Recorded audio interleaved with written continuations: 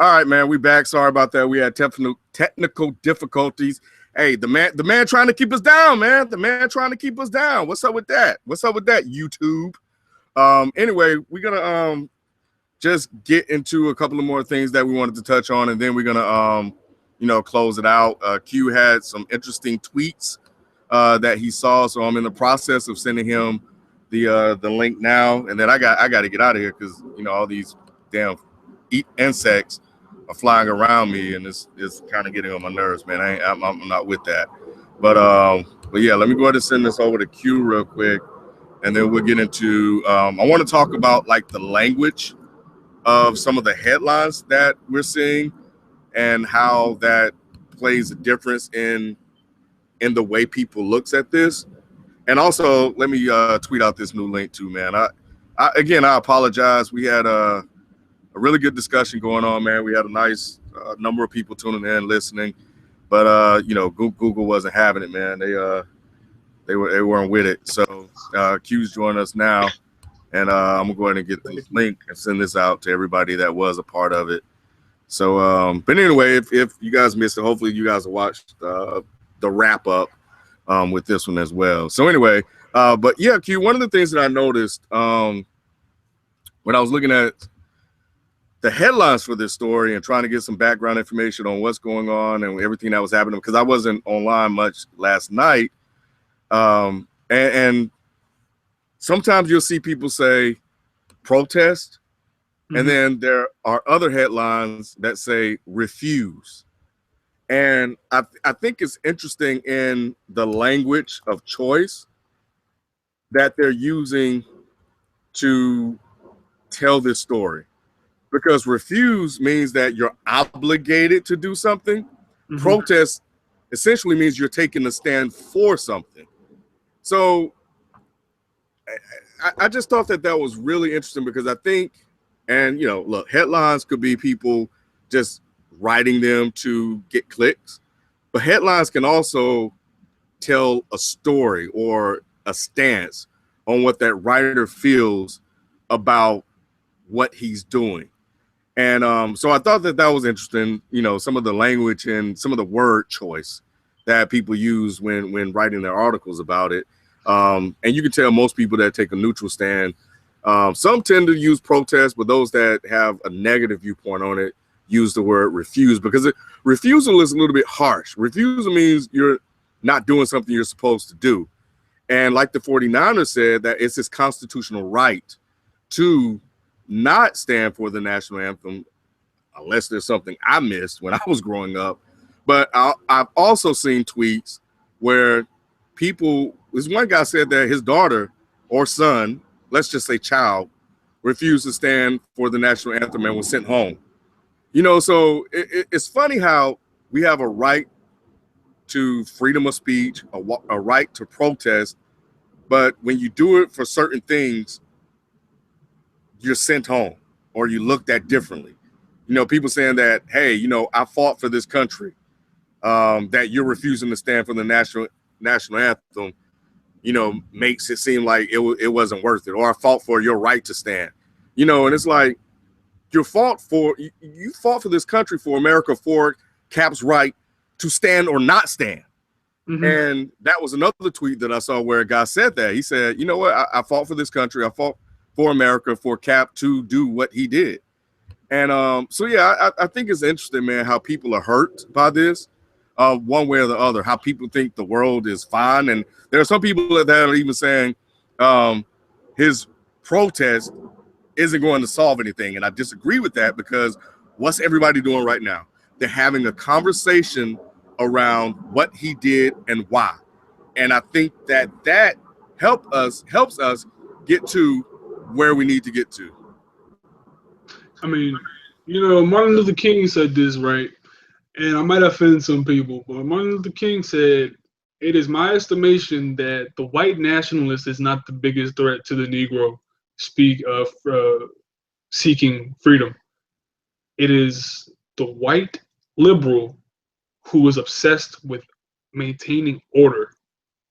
Now, let's unpack that for 1 second. To people who are saying, now is not the right time That's what, the national anthem is about, celebrating the good things that America has done right, not wrong. I just saw that. Well, let me ask you something. When has America ever done right by black folks ever? Oh, wait. So let me tell you that there's two Americas. There is a white America. There is a black America. And to be honest, if you're not white, then you not in white America. You can be Asian and you can be a part of a different America. And to be honest with you all, Colin Kaepernick and what he did is nothing that should be like shocking to anybody. We just saw in Milwaukee, people are tired of being subjected to harsh, and it's invisible, but it's harsh, invisible racism. I believe one of the Milwaukee Bucks tried to walk into a Milwaukee jeweler, and the owner locked his door and was afraid that he was going to rob him. Now, this dude is getting paid millions of dollars. He's an NBA player. So to everyone saying, well, you hate America. Well, they're giving you all the money to do what you do. That don't mean nothing. That doesn't mean a thing. Money has never meant anything for the greater purpose of freedom of black folks. Just because you have money does not make you immune to racism. Just because you have cash and you can buy 20 Benzes and 20 Beamers and 3 houses and 5 swimming pools and everything does not make you immune to the powers that be. But what Martin Luther King was talking about when he said the white liberal who wants order, he means the people who are so obsessed with having every conversation on their time, having it when they want it, having it nicely, not using any language that might offend them, and they want it when they want it, not any second sooner or later. That is the problem. We have to have these conversations. We have to speak on race.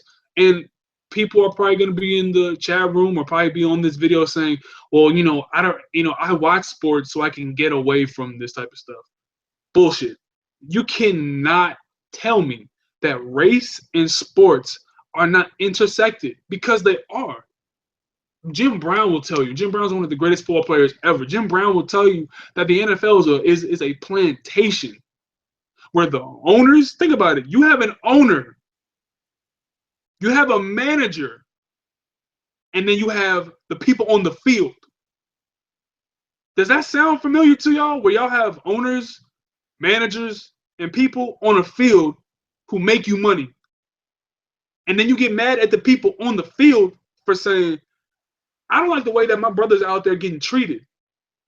And I just saw a text. I don't know if I said this to y'all. I just saw a text from I saw a tweet from Mike Freeman, NFL, where he was like, I've been receiving plenty of calls and plenty of texts from players, execs, GMs, and everything about Cap. All players support him. Not one coach, GM, or executive supports him. Now, what does that tell you? That tells you that sports, and this is from Jim Brown's mouth. This isn't from me. Jim Brown and the brothers who raised their fist at the 1968 Olympics, they will tell you that sports will use young black boys' bodies when they're washed up, they're broke because they never teach them how to use their money right. Just look at Antoine Walker, and the moment that they cannot use you anymore, they toss you out onto the curb like you use trash. Now, Colin Kaepernick takes one stand, and people lose their minds because the NFL is based upon a plantation system where you give the illusion that the players are going to make a lot of money. But compared to the owners, they're getting robbed. Compared to the owners, they're getting raped. And then they got busted knees, ACL tears, torn meniscuses, torn Achilles. They're out on the street. They don't know how to manage their cash. And in 4 years, the average NFL career, I believe, is 3 years. They're out on the street. They're looking for work, and they're out working in Walmart broke. Because guess what? They throw all this at you. You realize over half college athletes can come from poverty. Race and economic politics and everything of that sort are completely intersected with race, man. So I don't ever want to hear people say, well, you're making money. What do you know about racism? They come from it. Yeah, and I think that's also the problem that a lot of people have. And, I think we can go ahead and wrap up. Is that I think people are looking at it from that viewpoint that because you have money, you're immune from this. And you touched on this earlier. But I think that what he's doing because he have money makes it even more important and even more powerful, because it shows to him, and it's just like he said, it's bigger than football. It shows to him that the money isn't what's important. I have all this money, but Tamir Rice is dead. Trayvon Martin is dead. All these people are dying. Philando Castile is dead. Also, Alton Sterling is dead. These people are dying. So what is my money worth? That helps me, but that don't help the families. Even if I go give these people my money, they're still without their loved one. And it shows that this is bigger. This is a bigger issue that we're facing. And the part of the reason why my phone crashed, because I was trying to pull up these stories, is that the last thing I want to bring up is that it's going to be really interesting to to see where this goes with the NFL, because, and this was in SB Nation, they're saying that the NFL, whenever you have somebody speak out against something, they're not for it. And we saw what happened with Richard Sherman. We see where he's at. We see the other Bennett brothers stay in trouble, so he's staying in the headlines. They castrate you is a word that you use. And so we're going to see what happens with Kaepernick, who isn't the starter right now. And after this, he may not ever be a starter again. He may not ever be back in the NFL again, because now he brings controversy with him. Mm-hmm. And the NFL don't want that. They just want people to go out and play. Black and field players, you know what I'm saying? But I just want to say one last thing before we go. To everyone who's a fan of Colin Kaepernick, to everyone who's not even a fan but respects what he did, support him. Let the 49ers know on Twitter, on Facebook, whatever it is.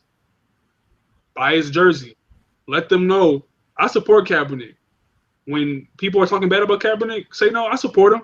And they'll tell you that what he did was un-American. But if you truly do love America, then you want to see America at its best. You want to see America at what its promise is supposed to be. America has lied every time it's made a promise to black people, but they've said that America is the beautiful, the home of the free, and the land of the brave, and everything, right? And to everyone who says we're in a post-racial America, same story came out today about this mayor from Maine. Everyone has this very, very, very, very messed up view of the South, how the South is the only little racist pocket of America. Fam, let me tell you something right now. There's a story about a mayor up in Maine, and dude is talking crazy, saying that he's got drug dealers. He's afraid of drug dealers named D-Money, Shifty. You remember that story? I remember that, yeah. Yeah, he made another comment where he's using coded language. Actually, he didn't even use coded language. He just came out and said it. He said, look, man, when you're in a war, this is his words. He says, when you're in a war, you have to know that, hey, check it out. If I'm wearing blue and this guy's wearing red, and we know that the red is the enemy, everyone I see wearing red, I have to shoot. This is what he says.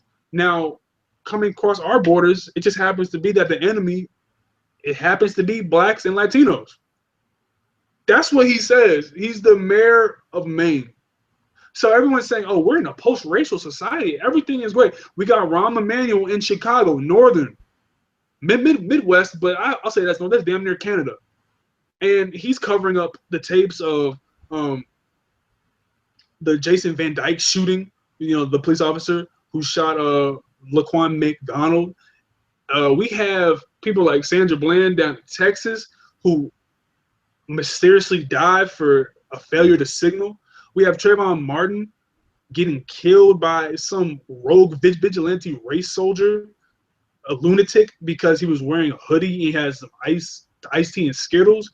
We have Alton Sterling getting killed because the only way he knew how to feed his family was use CDs as profit. We have Philando Castile, who got killed for reaching for his license. And the stories go on and on and on. We have so much problems in America.